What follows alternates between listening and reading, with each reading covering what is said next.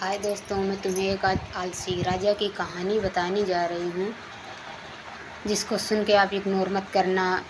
थोड़ा से आजमा के देखना कि बात सही है या नहीं। वो राजा बहुत आलसी था। उस राजा के घर में राजा छोड़ के धीरे धीरे करके उसके यहाँ गरीबी आने लगी।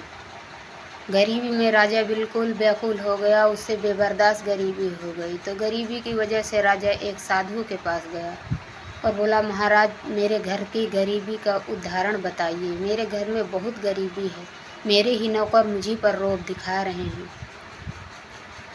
तो साधु ने उसे कहा कि बेटा, आपके गरीबी का उपाय तो मेरे पास नहीं है, और आप सुबह सुबह 7 बजे से पहले 6 बजे 5 बजे के 6 बजे 5 बजे जाके नदी के किनारे, झील के किनारे जाओ और झील में जाके सब श्वेत हंस की तलाश करो। श्वेत हंस जिस दिन आपको दर्शन दे जाएगा, उसी दिन आपको आपके गरीबी का समाधान मिल जाएगा।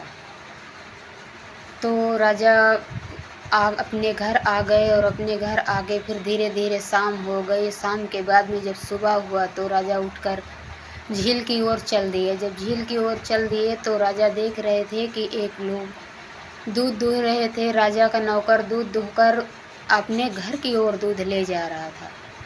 राजा के घर की ओर पानी का मिलावट दूध भेजकर अपने घर अच्छा दूध लिए चला जा रहा था। तो राजा ने उसे देखा। जब उसे देखा तो फिर उसको डांट फटकार लगाई और फिर उसको हटा के दूसरा नौकर रखा। उस दिन 8 बज चुके, राजा साहब झील पर नहीं जा सके। दूसरे दिन राजा साहब फिर झील की तरफ चल दिए। तो फिर राजा ने देखा कि एक घोड़सवार घोड़े में जाकर घोड़ों का सौदा कर रहा है। अच्छा घोड़ा बेचकर और कमज़ोर घोड़ा लाकर बांध देता है। तो राजा ने फिर उसको भी हटा के दूसरा अच्छा वफादार नौकर रखा। उस दिन भी 8 बज चुके थे, राजा साहब झील पर नहीं जा सके। तीसरे दिन जब राजा साहब झील पर जाने लगे तो देख रहे थे कि हाथियों को पालन करने वाला लोग हाथियों का राशन अपने घर भेजवा रहा है। राजा ने उसको देखा तो उसको डांट फटकार लगाकर दूसरा नौकर, अच्छा वफादार नौकर रखा। फिर इसके बाद में फिर राजा ने चौथे दिन सोचा। तो चौथे दिन भी यही हुआ कि एक साहूकार राजा के घर का जो रखवाला था, धन दौलत अशरफियों का, वो धन दौलत अशरफियों को धीरे धीरे करके सौदा कर रहा है, उसको भी बेच रहा है।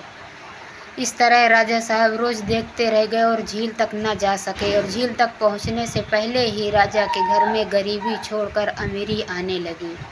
तो दोस्तों, अपने घरों का ख्याल रखें, किसी के भरोसे मत छोड़िए, नौकरों के भरोसे